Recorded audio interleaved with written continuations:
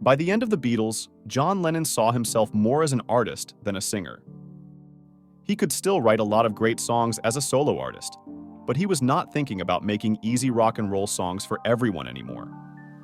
For him, making something had to mean something. And as far as he could tell, nothing was better than what he did on Plastic Ono Band. For the first few years of his solo career, Lennon put out a number of experimental records with Yoko Ono. This was the first album of Lennon's own music since the Beatles broke up. The fact that he started the whole thing meant that Lennon still had a lot to figure out. Before he even started making the album, Lennon was going through a lot of primal treatment with Dr. Arthur Janov. This helped him talk about the childhood memories he had been trying to hide. For the first time, the new John Lennon was putting all of his feelings on the table. Songs like Mother and I Found Out were much more open than we were used to hearing.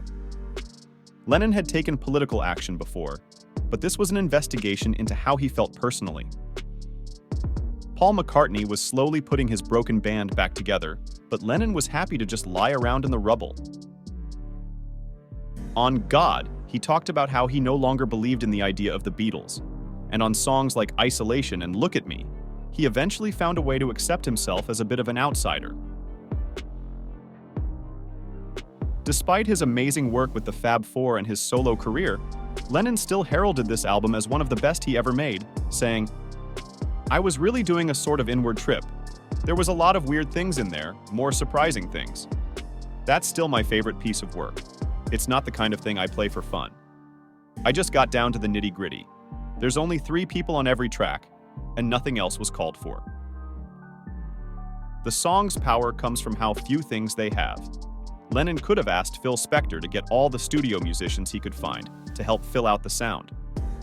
Still, Lennon, Klaus Voormann on bass, and Ringo Starr on drums play most of the music on the album.